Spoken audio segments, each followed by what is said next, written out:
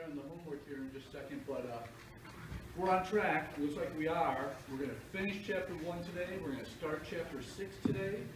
Wednesday, we'll continue on chapter 6, maybe finish it. If we don't finish it, however far we got, could be on the quiz, and whatever, like, there's a couple of subjects here that we didn't get a chance to cover, then they won't be on the quiz. Okay? On Wednesday. A week from today, obviously, there's no classes, in any classes whatsoever. And then the quiz is, 9 days away, a week from Wednesday. Your first quiz. It's only over chapter 1 and 6. Does that sound right? 1 and 6. 2 chapters. Open book, open note, right? You can print the answers off Blackboard. Have those ready to go. Blah, blah, blah. No internet. No other human. All right, let's talk about the car assignment, since that's what we were just talking about, if I can find it. Right here. Again, don't give up. Be prepared to hand in a second car. Get going on it now. Don't wait. It's due on the 18th, and today is the 14th. You have 4 days. By what time? 11 p.m. So I'm going to remind you again on Wednesday. God, I so badly want to give you a hint. But it won't be as challenging if I do. Does anybody find it hard? Like they've already tried a couple times and haven't gotten a car to work yet? Nobody? All right. Find it hard? Who said that? Extremely? No, it's not irritating. It's irritating. Because of the stipulations that you have to find. Like you'll find a car, you'll go, oh, that looks like a good buy. You'll go through the whole process, and then all of a sudden you realize, oh my God, it has too many miles. Or, oh my God, it's the wrong year. It took me quite a few cars, like going through like 5 to finally find one that worked for me. Now, part of this assignment, I'm hoping, will get you more familiar with cars.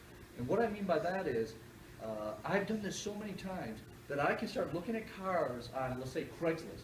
And I can almost tell you what the value of that car will be based on, really, the main thing I look at, what is the engine? A 4-cylinder compared to a 6-cylinder is a big deal on the value of a car on Kelley Blue Book value. It's like $1,000 difference if you have a 6-cylinder versus a 4-cylinder. And if it's just a regular 4-cylinder, it's worth even less compared to, let's say, the 2.0 turbo 4-cylinder or whatever those other ones are. Another thing I look at is the style, of course, because, you know, if it's a lot of cars, a lot of brands will have 3 styles, like an S or then an SE, then an SEL, or something like that. And, you know, you start to get used to it.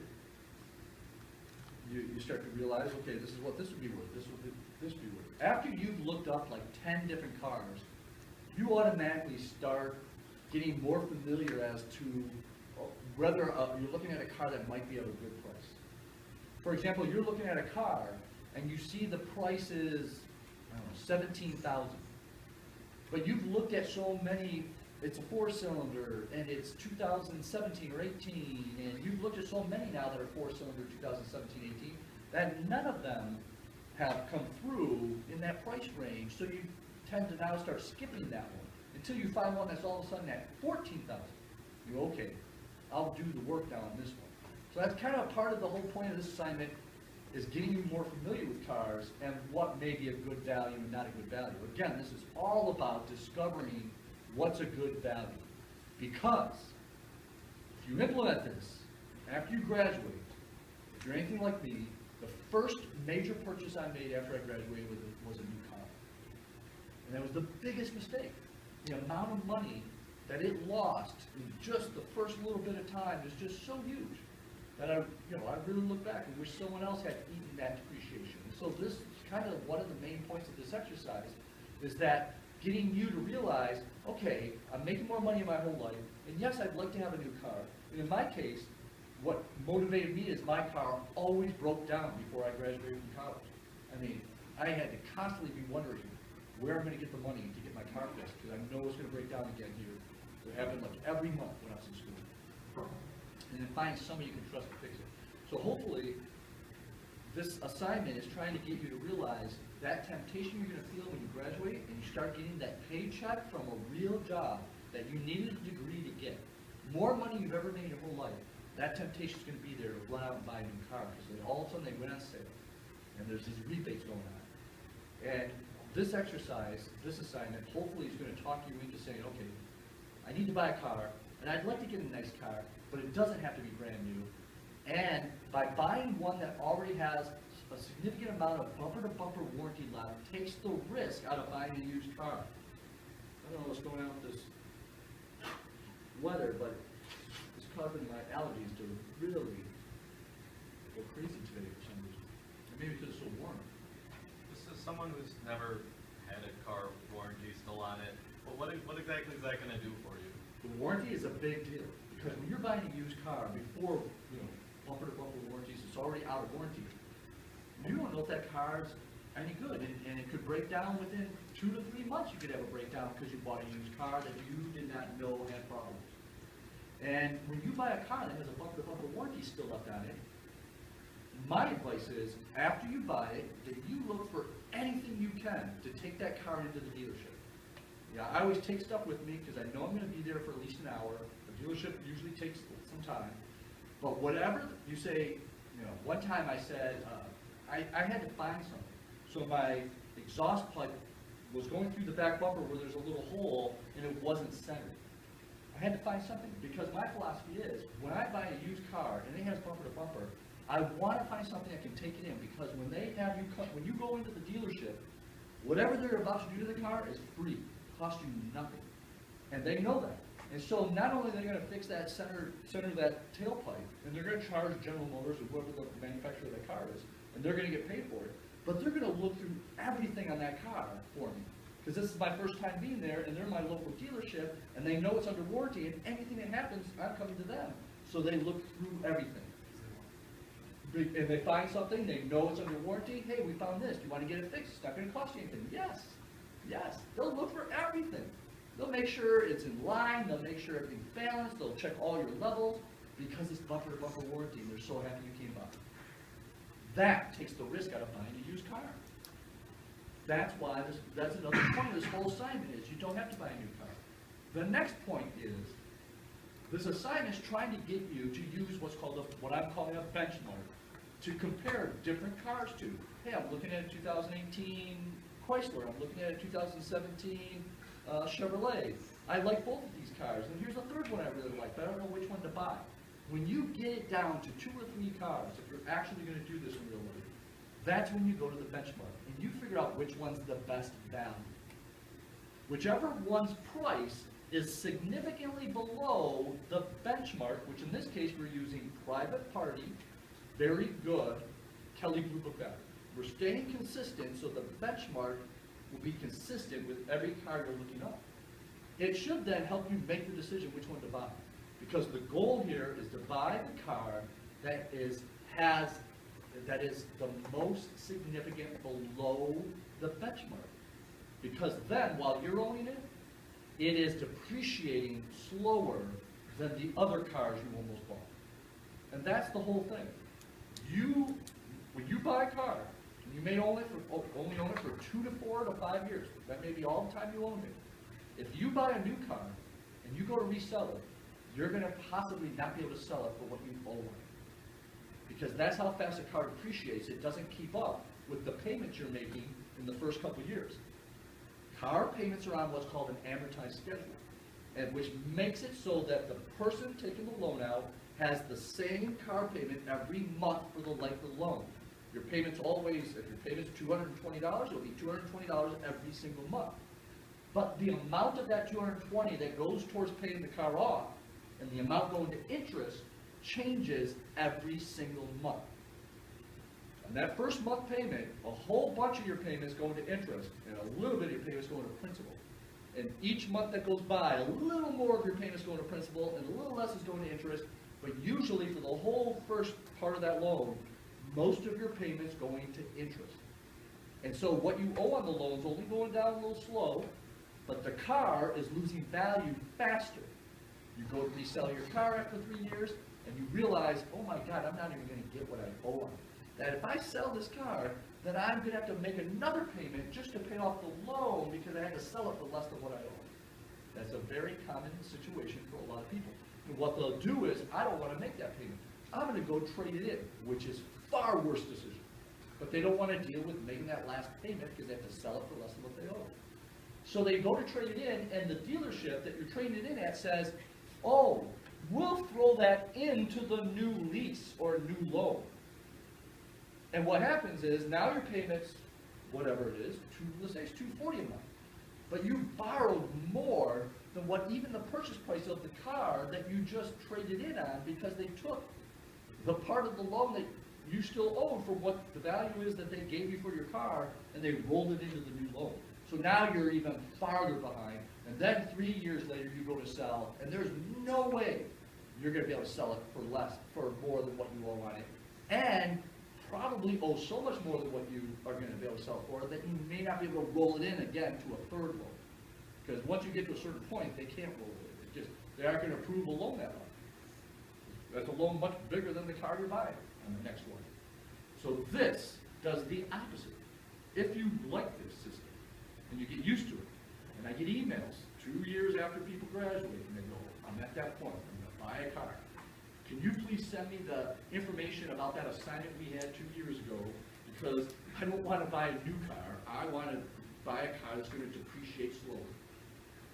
And if you follow this system, and the goal I used to always say is, you don't want to buy a car unless you can negotiate the price to at least 20% less than the benchmark. Ever hear that number?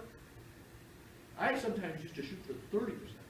Now I kind of realize that's kind of tough. 20%. I say, no matter how much in love, I take the emotion out, no matter how much I love this car, oh my God, I love this car. I know I can find another car I love just as much. And that's what you'll find out after time goes by, and you make a few mistakes. So just learn from me. However, what feelings you have for that car and you think you have to have it, you can have that same feeling for another car if that's not a good value. And keep going until you find the good value. That's what will allow you then, after 3 or 4 years, when you go to sell it, you get to sell it for far more than what you owe. And you take that difference and you put it down on the next car, which is a good value. Your loan is smaller, keeping your payments low, and it's depreciating slower than your payments now because you stuck to the system on the next car, and you go to sell that one for far more than what you owe because you made such a big down payment. And now you have a huge down payment on another car. The loan isn't that big, your payment's kind of small. And you went with the same system, you bought a slightly used car, and it's depreciating slow, and you go 4 years, 5 years, you go to sell that car for far less, or far more than what you owe. And you finally realize that with the money you save now, and after going through this process, 3 cars, 4 cars, you have enough money to pay cash for the next car. And you don't have a car payment, but you still have a car cost, because that car is still depreciating.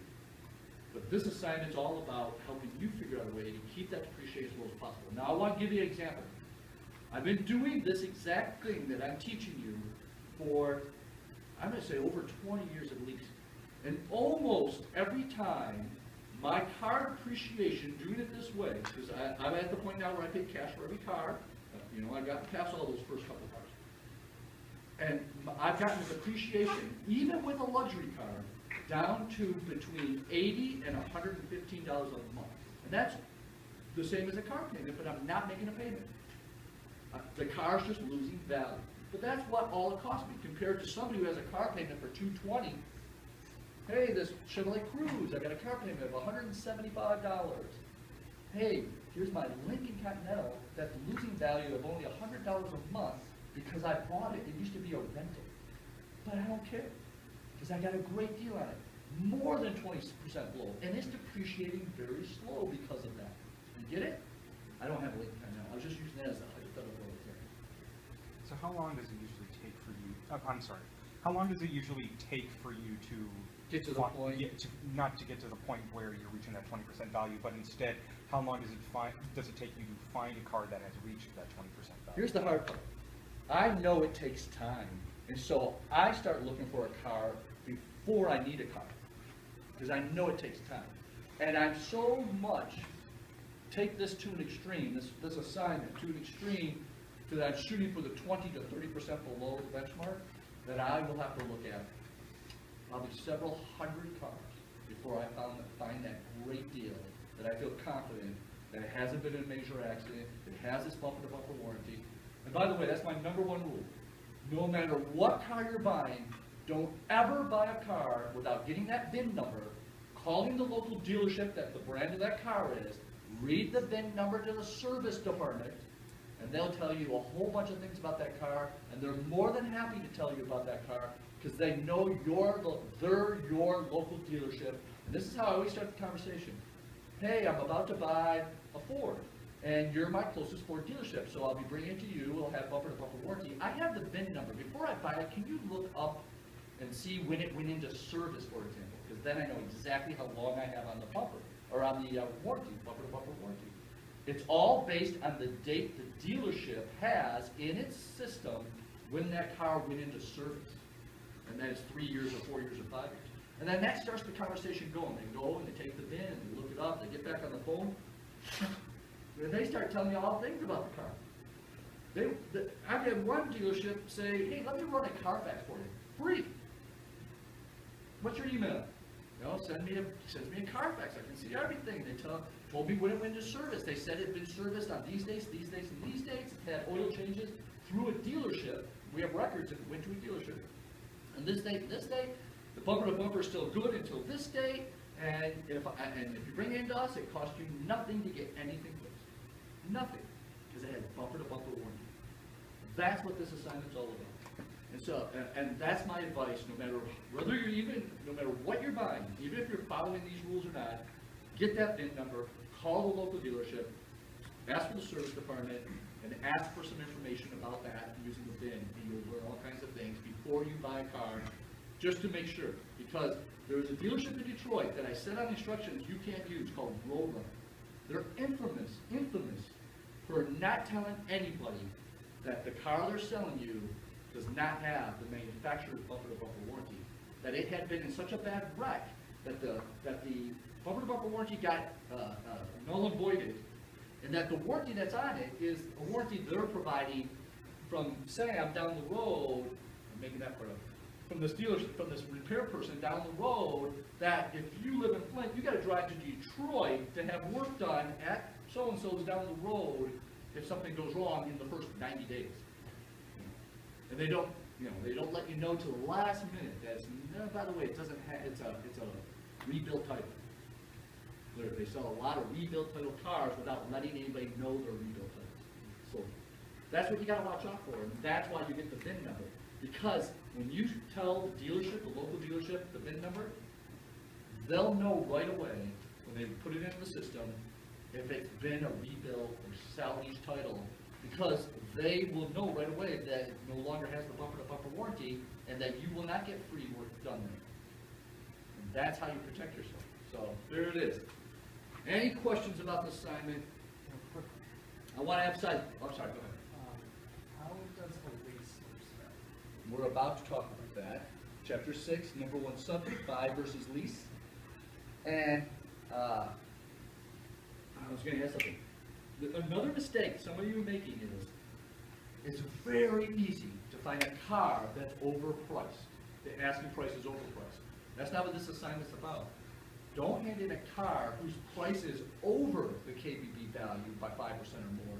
It's finding a car whose asking price is below the KBB value by 5% or more to get the rental. Okay? All right. So there's the car. Just a quick glance at this. There you go. Here's how I'm listing them. 1, 2, 3, 4, 5, 6, 7, 8, 9, 10, 11, 12, 13, 14 of you. So there's 17 of you who have not gotten approved yet. But out of those 14, I say there's at least 6 more who have handed in a car. They either haven't handed in again because it wasn't approved for some reason, or they haven't handed in a different car yet. So, and out of this 16, like I said, maybe only 2 got approved on their first car they handed in. So it's not that easy. Is there a car, did anybody not see their car and thought they gotten something from me that says you're done, your score's 100, and then their car's not up there? No? Okay. All right, let's go to Investopedia. Here we are. Don't forget, this is always a day behind. So this is yesterday, Sunday. 26 of you have signed up for your free accounts. And as you can tell, Courtney at the bottom, and these 1, 2, 3 right in the middle there where there's no numbers right here. That means they just signed up yesterday. That's how it turns out when they just signed up the day before. And then the rest of you kind of dribbled around all over here. So if you haven't signed up for your free account yet, please get signed up. Follow the directions, email me if you need help. Nobody's really had that many problems, right? It's not that hard. The directions are pretty okay. Okay. I went from the top and started going down, opening up people's portfolios, trying to find somebody who bought something. And the first one I came across was Elizabeth. Is Elizabeth Crawford here? There she is, right there. Elizabeth, you ready? You bought Roku. Am I pronouncing that correctly? And is that the TV service thing where you pay one fee and stream all the different shows, right? Kind of, yeah. Or is it not And that? you can buy a little stick or something. Is it a Roku stick? The Fire Stick I know, that's not theirs though, is it? No, it's a different one. That is theirs? No, that's through Amazon. Amazon. Okay. Roku has their own. Okay, but so, and then you hook the stick to the TV's maybe USB port or HDMI port, and then it's streaming from your computer to that stick through the service.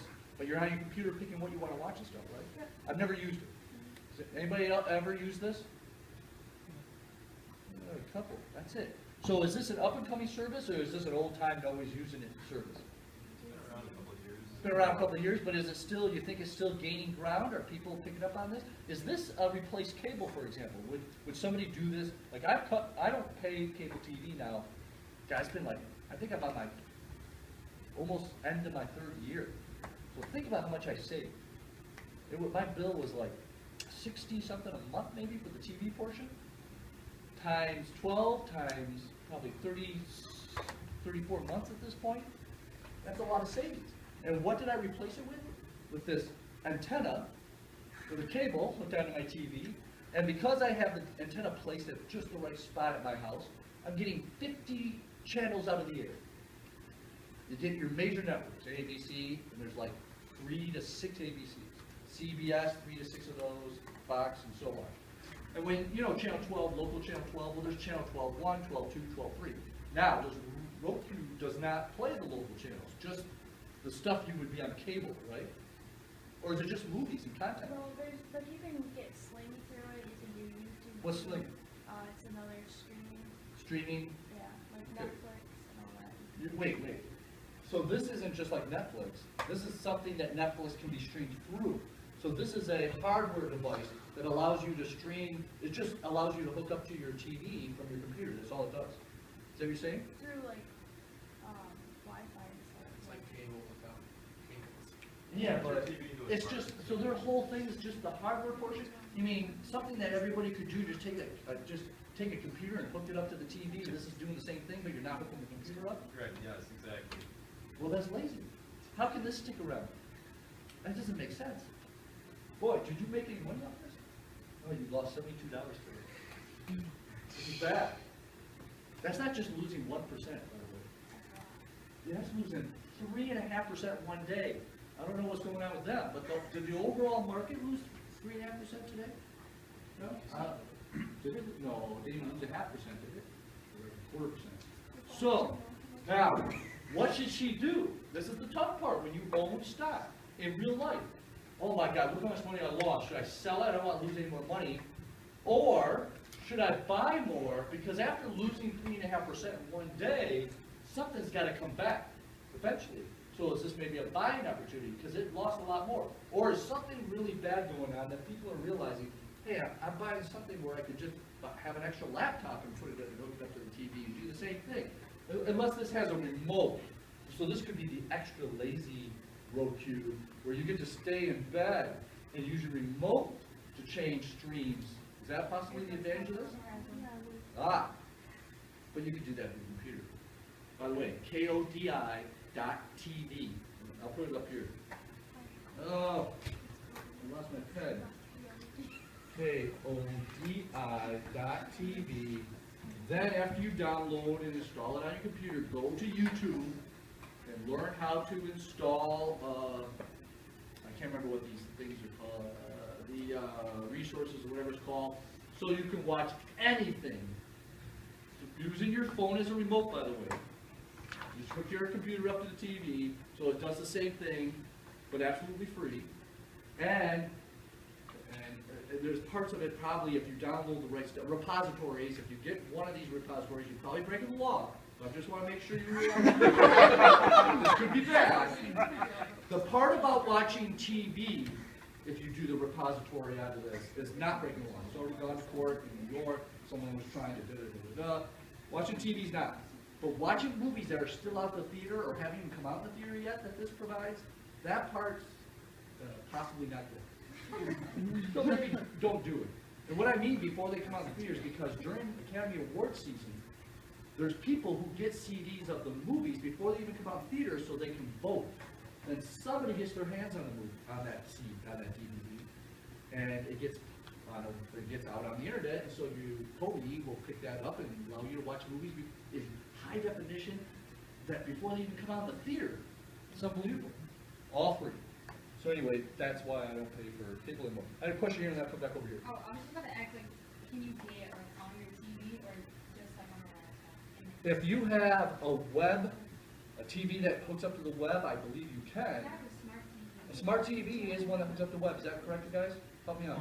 Yeah. Yeah, so she could possibly do it, yes. You want to go to that website and read that part, though. They have all kinds of information how to do it. But it would be just like it would be downloading a Kodi app, just like their smart TV does a YouTube app and a bunch of other things. This would be the same thing. I believe they have a phone app too. Yeah, they do. As a matter of fact, I use the phone app as a remote control. So this extra laptop I have, I turn on Kodi, get it started, and then I can go back here and I can change channels and I can do everything from the app on my phone. Just going through the internet to that. I put in the IP address. You just go look it up real quick, enter it, it'll takes you step by step how to do it. And this coding is just like having this. Okay, so they're going to go out of business when people start realizing they can do this for free.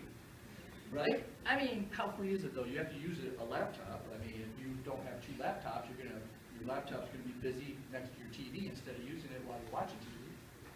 That'd be the only disadvantage, I guess. How much is one of those? I don't think they're too much. They're not? I think they have some for like $50, $80. 50? All right. All right. Next. Real quick. Oh, you know what I wanted to show you, Elizabeth, is that right up here, see where it has the value of portfolio? That value is everything you have in cash plus the value of anything you bought. Excuse me.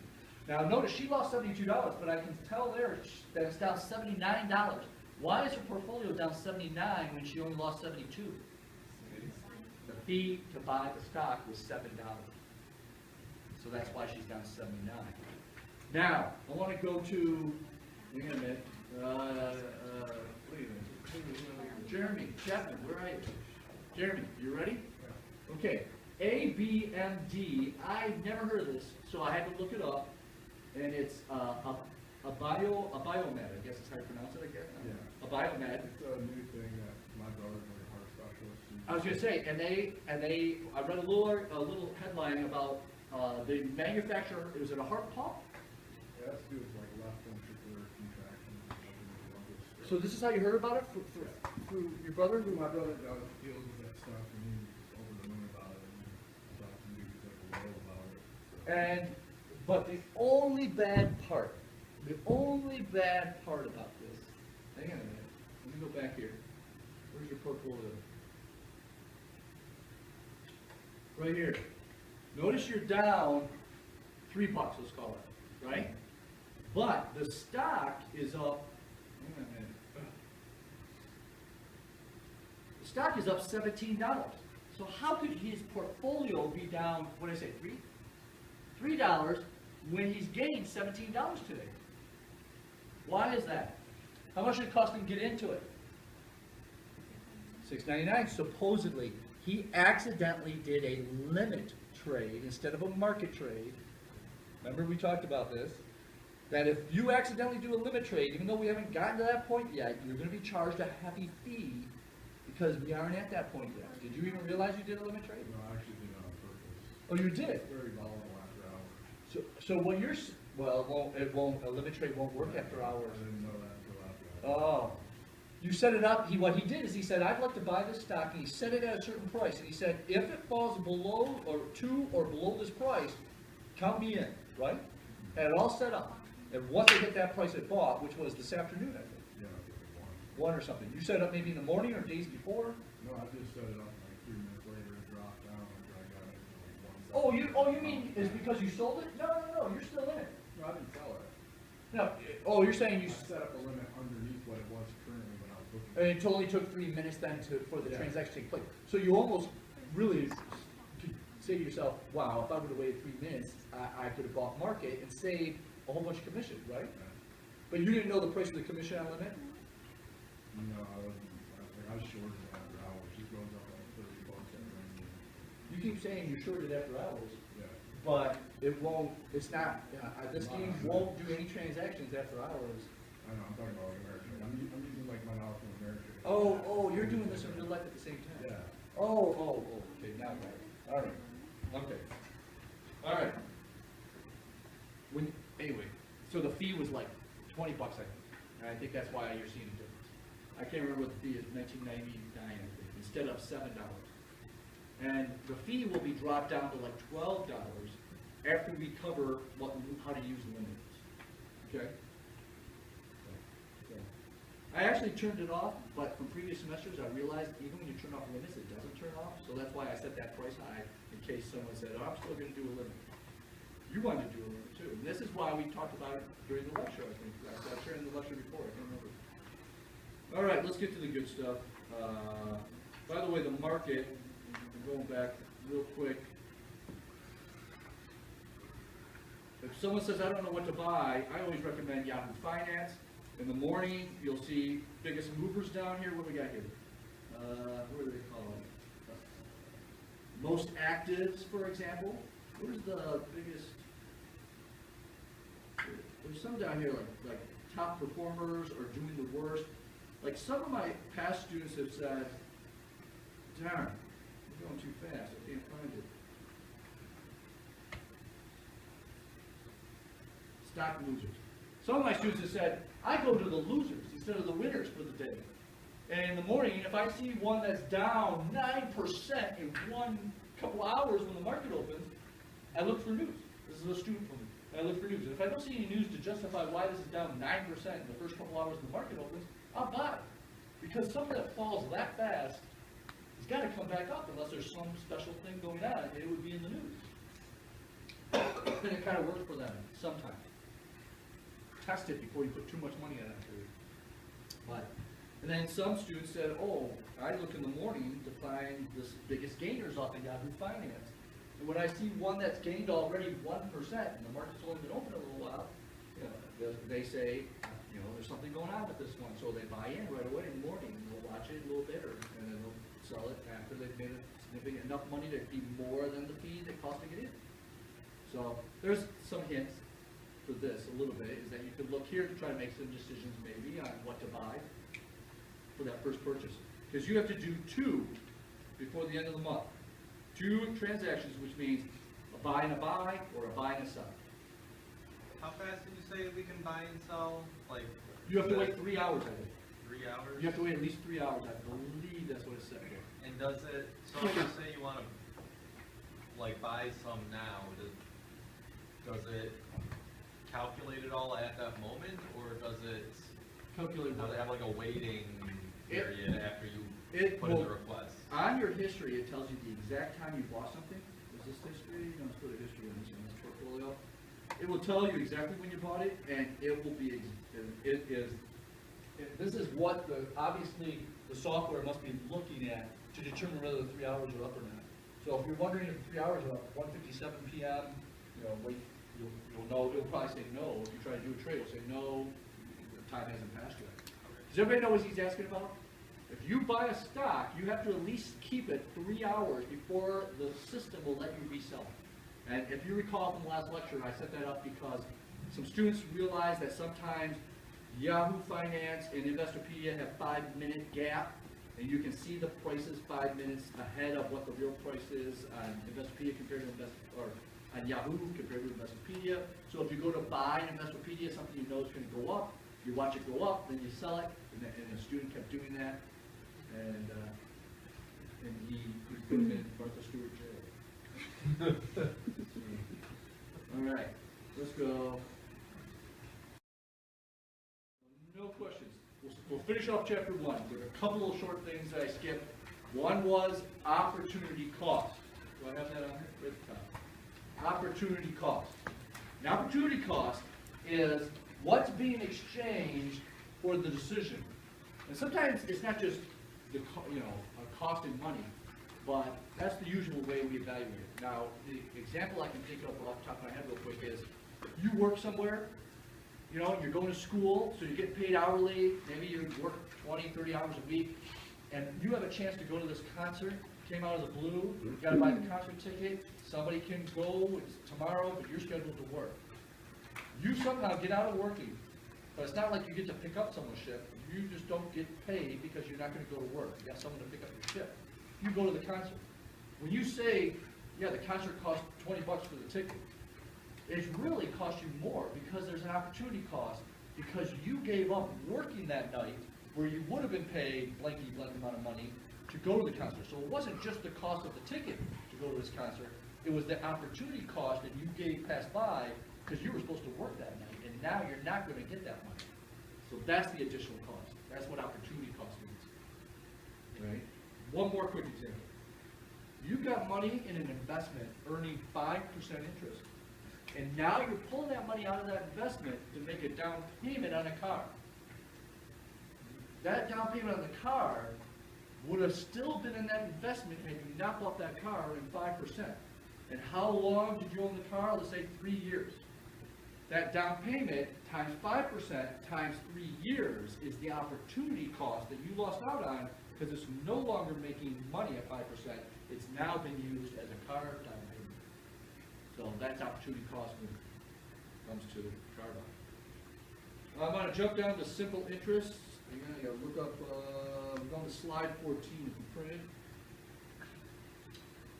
This calculation is what's used when the story of, hey, what will be the interest or how much will you have to pay back, and the amount of time of whatever this is representing, let's say a loan, or is this a loan or investment? A savings account, an investment, is a year or less. This is what's used, a year or less. And there's really no compounding taking place. If there's no compounding, it's just a year or less. Really, I'll take the year or less out of there. If there's no compounding, this is your formula. It's the amount being invested or loan, the interest rate per year, always in this class, interest rates are per year, and then time. That's the third component. You multiply it. So in this example, $100 is being invested at 5% for exactly 1 year. But let's change it up.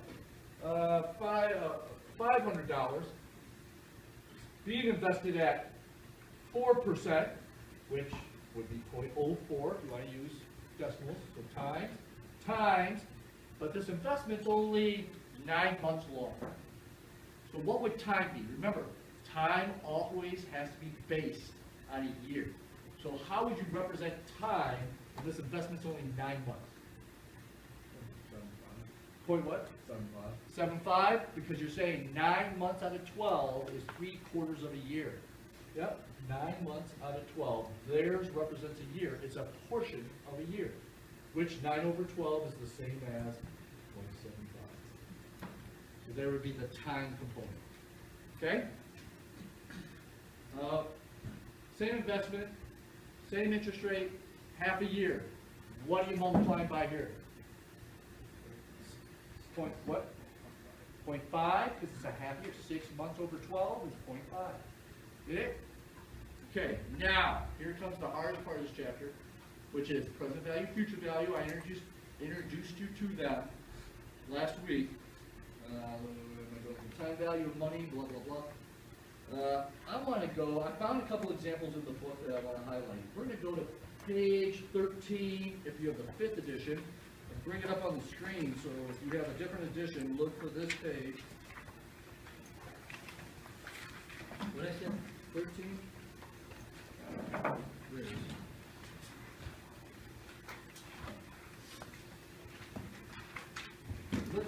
Look for the pages, if you have a different edition, they have this and these. Not in the back of the chapter. Those have the charts going a lot bigger. This just has a snapshot of the charts. This first example, right here, is a future value single amount, but I called it what? Instead of single amount, I called it lump sum. So it just means money's either going in one time or coming out one time. It's not an annuity, which would be money going in and out every period. Just one time, blank periods go by, what's the result? So in this case it says, what's the future value of a single amount of $650 earning 8%, so we got 650 at 8% for how long? 10 years. And the question is, what will that become? How much will you have at the end of 10 years? Because of compounding interest, and it's compounded annually. For this first quiz, compounding will always be annually just for the first quiz, so you don't have to worry about converting the number of periods. So, how many periods are there? By the way, anybody check out this? Where is it here? Right here. This was posted on Blackboard from the very beginning, but when I answer these questions, notice I'm highlighting either I'm telling you which chart or naming it, the chart I'm using to get the number. I want this to be your work. Here, how many periods I'm using to find the number off the chart. Here, what interest rate column I'm using off the chart. If someone says, oh, I'm going to use a financial calculator. Right? Look down here.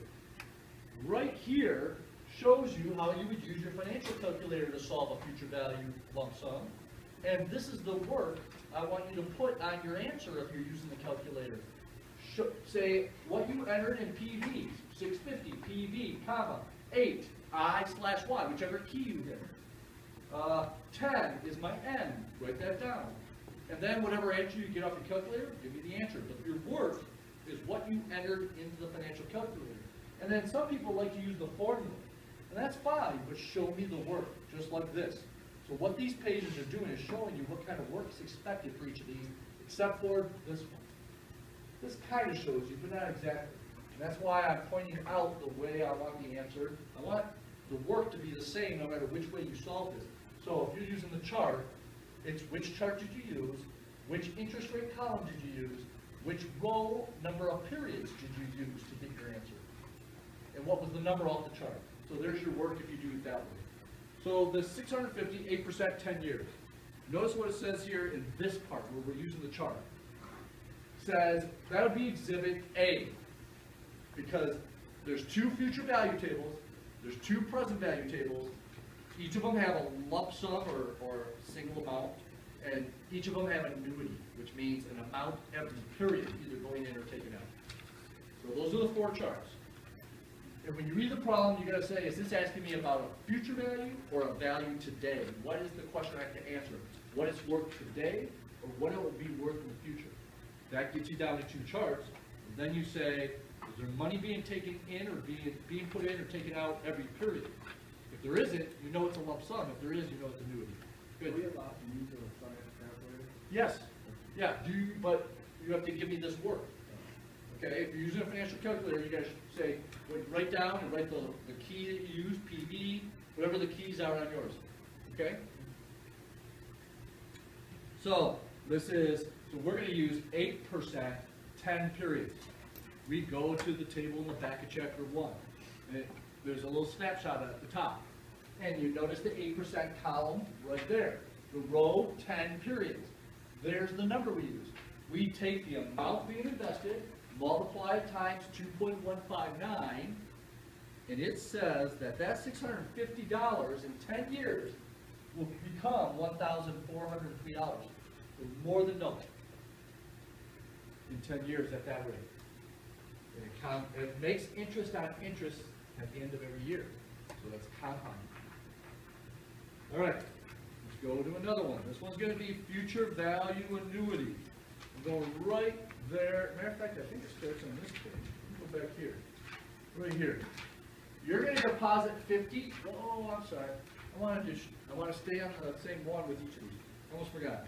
Now we're going to the paper. I forgot. We're going to do a future value lump sum again. So you're going to see 2 of each one.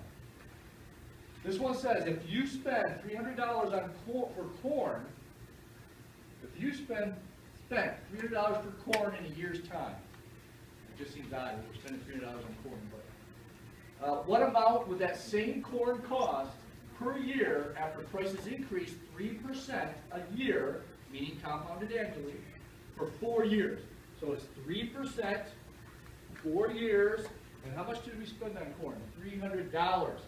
Future value, it's not saying you're putting $300 in every year, it's just a one-time thing, and the prices went up 3%, compounded yearly for 4 years. How much will we have to pay for that corn? Same table, future value, sum, lump sum, single amount, whatever. Or you can say table 1A if you're using the back of the book. You can download these tables if you don't want to use the one in the back of your book off the internet. Tell me how many periods you're using, 4 periods, because it's 4 years. Tell me which column you're using, 3% column. We'll go to the table, the same table we're using. No, it doesn't have 3%. It's only a snapshot. We're going to the back, chapter 1, where all the tables are. There they are. I'm going to the 3% column. And let me get to it. There it is. 3% column, and how many periods? 4 periods. Tell me what number you see up there. 1 point. No one sees it? Should I zoom in? Yeah, let's figure out how to zoom in. I won't go any further. 3%, 4 periods, 1 point, what is that? 126 or 7? 126.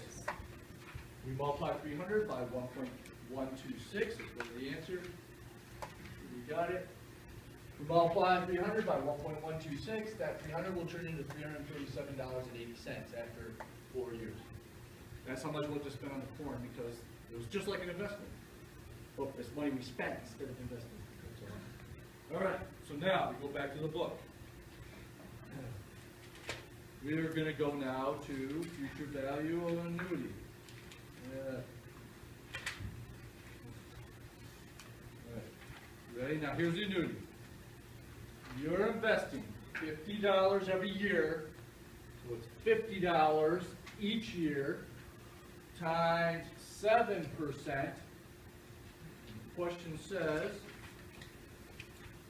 right here at the bottom it says, you're doing this for 6 years. 6 years. $50 being put in each year for 6 years, earning 7%. First of all, how much money did you put into this investment? $50 each year. Huh? How much money is that?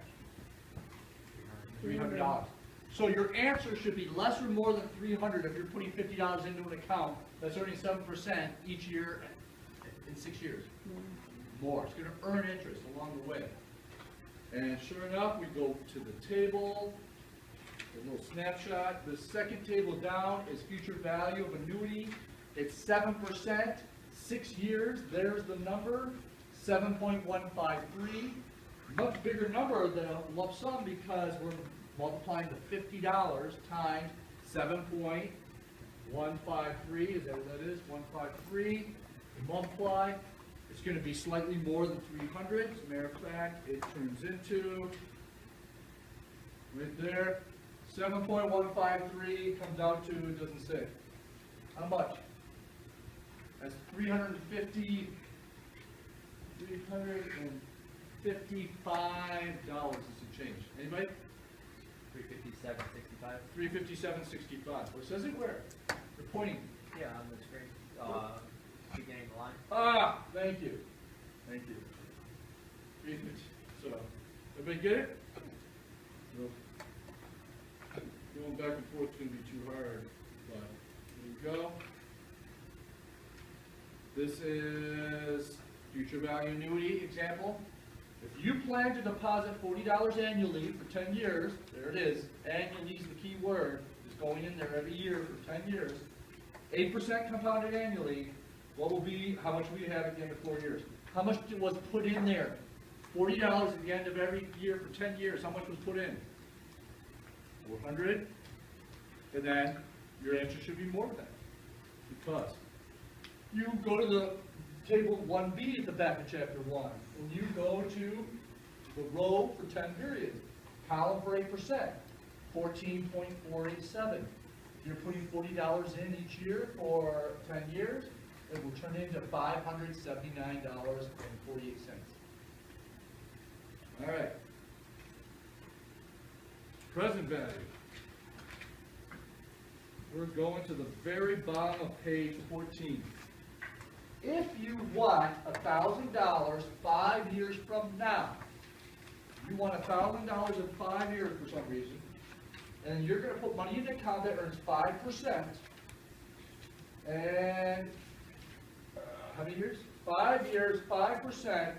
How much do you need to deposit today so that it turns into $1,000? So your answer is going to be less than 1,000 because it's going to earn interest along the way. It's just how much less than 1,000 so that it will turn into 1,000. That's present day. It's asking you how much today to deposit. That's where the present value comes in. It's not taking money out or putting money in every period. So it's a lump sum or amount. 1,000, 5 years, 5%. So I'm going 5 years, 5%. This is the column. This is the row. Back. Present value. Lump sum. Go to the column, the row. 5%, 5 periods, 0.784. Multiply that times $1,000. If you put $784 in an account today, 5 years later, if it's earning 5% compounded annually, it will turn into 1,000. And it's present value calculation because the question says how much do you need to deposit today. The last one. Oh wait, we got an example here. Here's present value lump sum. One more of them. Right here it says, if you want to have $3,000 7 years from now, and you have an account that earns 10% compounded annually, how much would you need to deposit today? We would look up the same thing on the present value lump sum chart C at the back of the chapter 1, and we would say, okay, 7 periods, 10%. You would see it's 0.513 multiplied times 3,000. We only have to put in a little more than half of that today, 1,539. Let it sit there for 7 years at that interest rate, and it will turn into the 3,000. That's the present value question because it's asking how much today to deposit. And the last one is present value annuity. Here's the one that most people find the hardest. Where's it? Right here at the top of page 15. Whoops. All right. You see that? It says, you want to take out $400 out of an investment each year for 9 years. And your money is going to be earning 8% along the way. So 9 years, 8%, and you're taking out every year $400. That's what annuity is. Money's either going in or going out each period. In this case, you want $400. So do you need to deposit 4 times 9? What is that? $320, $3,200, $3,600. Do you need to deposit that much? Because it earns interest along the way, you can deposit less than $3,600. And still have enough there to last to where the very last year, at the end of that last year, there'll be $400 exactly there for you to take out. And how to calculate that is we would go to the present value annuity page, the very last chart, which is chart D. We go to 8%, is that the rate? 8%, 9 periods. We multiply the $400 by that number, and that tells us how much to deposit today. What did I say? 9 times 4 is 3,600. So instead, how much is it? Yeah, I got calculated over here. it is, oh, right there, $2,498.80. So even though you're going to be taking out $3,600 over the 9 years, you only need to put in $2,498.80. And then at the end of the first year, you take out $400. Then the second year, you take $400. At the end of the 10th year, there's exactly $400 left after interest is applied to take out. And you will have taken out $3,600, even though you only put in $2,400 and whatever. Get it? Those are the four. Oh, I forgot, we got one more. Here's annuity again, present value.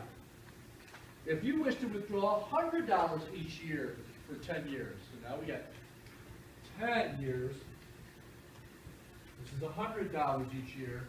You want to withdraw $100 each year at 14%. Holy. First of all, how much are you taking out? $100 every year for 10 years. 1,000. It's asking you how much you need to deposit today to be able to take that out. So you know it's going to be less than 1,000. And at that interest rate, it's going to be significantly less than 1,000. It's going to be less than, this is a longer amount of time and a much higher interest rate. This was half, so this could be less than $500. We go to the annuity, we go to the present value annuity D chart. We go to the column for 14%. We go to the row for 10 periods. 100 times 5.126. We're going to take out $1,000, but we only have to deposit $521.60 today. And at the end of the first year, we take out 100, second year 100, third year. At the end of the 10th year, there'll be exactly $100 left to take out on the end of the 10th year, because it's earning interest along the way. We only have to deposit less than half of what we're going to be taking out. So that's how these are used. Those four examples that have been there, you have 4 examples on these pages. I would have all 8 of them in front of me during that first quiz, because most students find the 2 or 3 present value, future value questions on that first quiz the hardest. All right? Email me if you have questions on these. But we are now done with chapter 1. We're going to chapter 6 to get started at.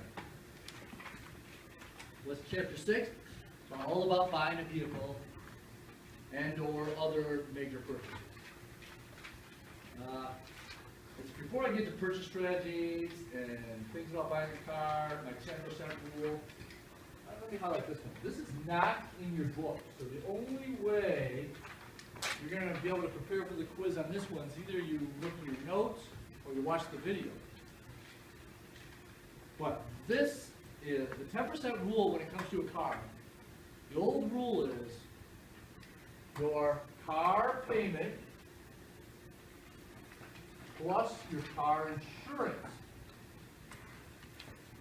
per month should never exceed 10% of your monthly gross pay before taxes are done. Gross pay. So, for example, graduate from college, company offers you $33,000. I know it sounds, I don't know if that's low or high. It's been a long time since I've had to hire someone to figure out what they're supposed to be paid. So I'll take $33,000 divided by 12 months. Now multiply that times 10%. $275 a month is the most you should be spending on your car payment and car insurance. Now, I've had this conversation in previous semesters about car insurance. And when I ask students, hey, is it, how much are you paying for your car insurance? I start to get replies from students right now, for example, maybe, where you're paying more than $120 a month or $150 a month for insurance. Is that true? Is there somebody you could tell me that they're paying more than $150 a month for car insurance or more than $120? Nobody? 130. 130 for one car. Yeah, full coverage. Full coverage. I'm sorry? 130. So you got to subtract, if just hypothetically, whatever your monthly gross income is, and I use 33,000 divided by 12, and I multiply times 10%. Now I'm going to subtract the car insurance. So let's just subtract 110. Let's go 110. So that leaves you 165 as the most you should be paying for a car payment. Now that's not that much, is it? Matter of fact, right now you're thinking, what car can you get at $165 a month? I'm just giving you an idea. As a matter of fact, the lower that you get your car payment insurance, you get it below that 10%, means there's that much more than you have available to either save for your emergency fund or anything else you're saving for after the emergency fund, or there's that much more you have available that you can afford in a house payment that will be coming in your future, usually after a car. Okay?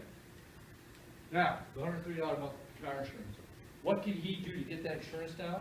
When we get to the insurance chapter, I'll go into more details, but he should be calling around and getting additional prices and trying to get, because there's somebody out there who can't wait to beat that price. The 10%, that seems like an arbitrary number. Where does that come from? Like, who decided that practice is 10%? I actually learned this a long time ago, and I can't find it in the textbook. But if you do a search on the internet, use the words like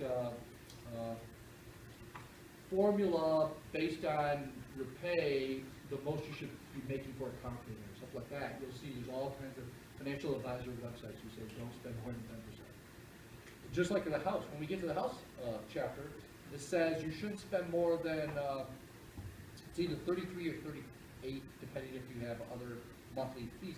But you shouldn't, nobody should be paying more than 30, let's say 35% of your gross monthly pay in a house payment or rent. So the house payment with taxes and insurance, or rent, which is a house, which would be the equivalent of house payment, taxes and insurance. Those are the three things you don't pay when you pay rent. Though that number shouldn't be more than 30, I think it's 35. When we get to that chapter, that is in the book. I think it's like right around 35% of your gross pay. But if somebody's paying less than 10% for these two, and they're at 7%, that leaves 3% more maybe they could pay if they want to get a house that's a little more expensive than what we budgeted for. When we get to the house chapter, there's a whole calculation to do to determine how much you can afford in a house, how much you can borrow in a loan, how much you should be, the most you can make an offer on a house to stay within the parameters, so when you go out house shopping, you have a really solid idea as to what you could offer and stay within your calculations as the most you would ever want to pay for a house, or on a loan at least for the house, and the taxes and insurance. Okay? All right, so that's the 10% rule. That's not your book. The most you should be paying for a car payment car insurance. Don't get me wrong. This is if, you know, you're trying to stay on track, keep your expenses, stay working on your needs. I tell you what, there's a lot of people that are spending more than 10% on their car payment and car insurance with their gross income. And they're probably getting themselves into a situation where if they also have rent or a higher house payment, then they're getting to the point to where they're struggling having to save money, that they're living check by check. All over the news right now because of the federal government shutdown are all these federal employees that are just, you know, they're in a panic situation. The reason they're in this situation is because they live from check to check. They happen to be in a situation maybe beyond their control where they could, that all of their expenses are eating up their whole check, and if they have no check coming in, they have no way of paying these expenses. Now, there's somebody else maybe who didn't get themselves in the situation. Maybe they don't have a whole family to have to support or something. And if that's true, they're able to live under the means, and they're saving money. So there's a certain amount of federal employees who, believe it or not, who are saying, look at this paid vacation I'm getting. 4 weeks paid vacation, and it's no big deal to me because I had enough in emergency savings to get me through if something like this were to happen. And you know what? After this is all over, I'm going to get this big check just like a tax. I'm getting a tax refund in a couple of months and a check from the government for all my back pay. That's another way of looking at it. But there's a heck of a lot more people who are looking at it. I live check by check. And when I don't have my job, because I'm being furloughed, it's called, temporarily not able to work and not get paid, none of my bills are getting paid, my credit's getting ruined, my state's not giving me unemployment, and if I were to get unemployment, so far less than what I was making that my bills still wouldn't get paid. There's way more people in that situation I described than the other situation. I mean, the good news is they're all going to get paid for all this time off. So, what I'm trying to say is don't get yourself into that situation. Don't be the majority of people. if you unexpectedly, and almost more than 50% of the people who lose a job is usually unexpectedly, not because they plan to lose their job. Hey, I'm gonna find a new job, I'm gonna leave the old job, once I secured a new job, you know, that happens. But a lot of people lose their job unexpectedly for maybe even out of their control, like a government shutdown. And in that case, that's what the whole emergency savings is all about, to prepare for something like that.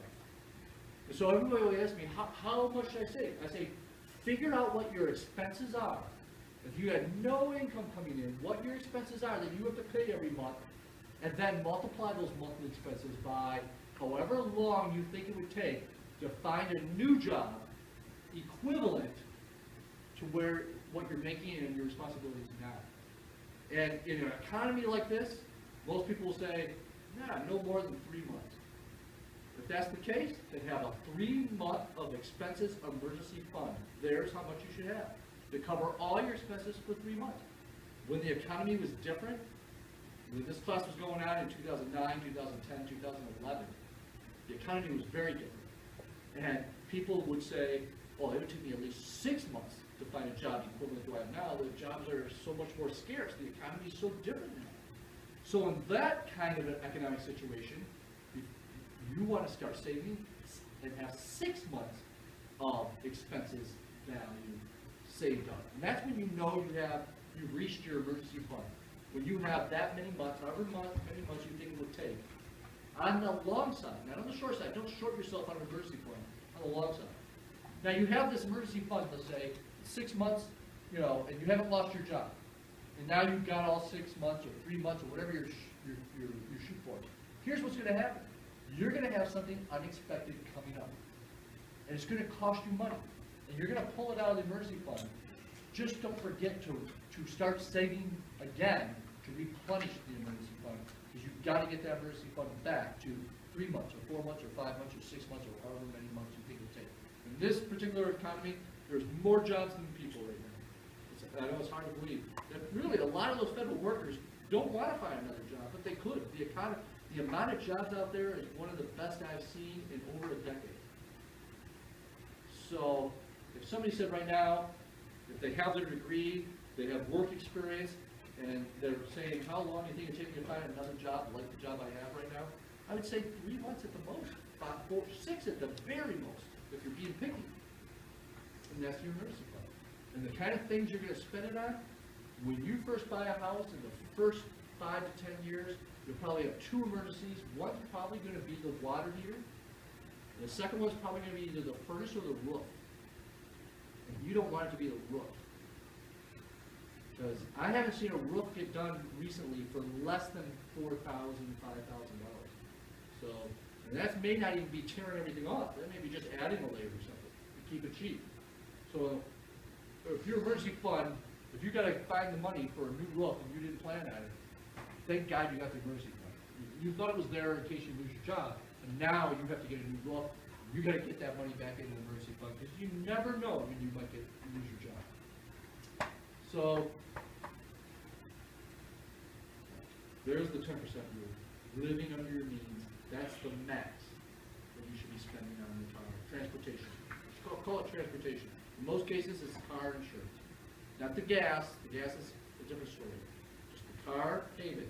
In my case, if you own a car, you now have a payment, my depreciation plus my car insurance should be less than 10%. And it always is. Now I want to mention something. When you get old like me, and you don't drive much like me, your car insurance, I just paid mine over the weekend. 6 months full coverage. Hang on a minute, I think about it. It was 300 and 6 months full coverage, 387 maybe. So what's that? 390, let's call it. 390 divided by 6. So I'm paying about $65 a month for full coverage. And part of that's the discount I get because I paid in full right up front instead of making monthly payments. So that's part of it. Maybe about $5 to $10 of it because you get this discount for paying in full. So that would take me to 70, 75. And the other part of it is that when we get to the insurance chapter, I'll tell you this again. I always tell people, if you consider yourself a good driver, not right out of college, not still in your 20s, but later, go with higher deductibles. Don't go with the $100, $200 deductible. I have a $1,000 deductible on my car, and that's what brings that down. Because the odds of me getting in an accident this time in my life is so slim compared to when I was in college in my 20s. So slim. The odds are so different. Odds are, if you happen to be in your 20s, you have an accident coming, believe it or not. I hope it's not bad, but it will cost money. So at this point in time, if you have full coverage, keep with the lower deductible, the $100, $200 deductible. And by the way, if you happen to have, when we get to insurance. Anyway, that's where I'm going with that. And that brought mine down. You know, Josh, I don't know your age. I think you're out of your 20s. You may consider raising your deductible and bringing that cost down. Because as you become more mature, the odds of you getting in an accident become less and less. And then I pay month to month fee, so I didn't even realize you can. You get a big discount. almost all of them offer a significant discount to pay it full. And then, let's say you have to cancel insurance, you've got to wait about 3 to 4 weeks to get the refund of the amount you didn't use. But they do refund it to you. Always. They never not refund it. Okay, here's the big one now. Buying versus leasing in the last 5 minutes, so I'll get it started. And this is good because you need to see it twice. Buying versus leasing. We're going to page 199, chapter 6. We're going way up here. Let me give you a hint. The odds of there being a question of buying versus leasing on your quiz are probably really good. I would go with 99% chance. Find chapter 6 even? Man, what chapter? What did I say? Give me a page number. Thank you. Boom. All right. Now, I introduced you to opportunity cost, but for this, I want to leave opportunity costs out of this formula because it just confuses people, right? Until later down the road, if this were reality, you do need to take opportunity costs in this situation. Okay, here's what we're doing. We're saying, here's a car you're thinking about buying for $20,000, and you're thinking about owning it, keeping it for about 48 months. Here's a car you're thinking about leasing for $385 a month. Oh my God, it's way too expensive. For a 36-month lease. Okay? Here's our comparisons. Now, to compare apples to apples, you got to break down the final number to yearly or monthly or something. Because one car is for 4 years and another car is for 3 years. You can't just take the two numbers and compare them. You've owned one a year longer, so it's not fair to compare. You've got to find the per month or per year cost of each to compare and figure out which one's better. Everybody hear that, Kate? Did you hear that too? Because this is the one you were talking about, right? And I want to tell you in real life, if you're buying cars the way I taught you on that system, leasing will never be a good option for you. Never. When you go to hand that lease in, you're not getting any money. Hey, thank you for leasing our car. Here's $3,000 to put down on your next car. It will never happen. You have no equity. You get no money for leasing it. And so you'll never, the whole point of that assignment is that you're going to sell a car for more than what you owe on it, so you can take the difference and put it down on the next car to keep increasing the equity, keep lowering the amount you will want for cars, to get to a point to someday pay cash for cars. So, shoot. Yeah, what I was going with that one. Darn it, what was I talking about? My mind went on another subject. So let's compare these, and then don't forget, break them down per month or per year. Oh, I guess the point is, if you're buying cars the way that assignment is, you'll always come out ahead buying compared to leasing. Always. Because you're always selling it for more than what you owe, which gives you money back, where this will never do that. You'll always. Matter of fact, I haven't talked to anybody who handed in a lease who didn't owe them at the end. Like Okay? 25 cents a mile. Yeah, more than that. I think one person said they had to pay like 50 cents a mile because they went over the mileage. Or they look all the way around like, oh, look at this scratch. You know, that's not normal wear and tear. Boom, you get hit with a bill. And there's almost nothing you do about it. You try to fight it, and you go into the original paperwork, anything, you owe money. If it's not normal wear and tear, you owe money. So, leases are never the best deal. We're out of time, huh? You have 1 minute? Darn it. This is exactly what we're pick up then on Wednesday. Buying versus leasing. I forget to do the signage. Oh, shoot, hang on, I gotta take.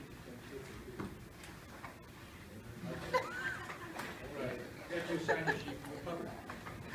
All right, see you guys on Wednesday.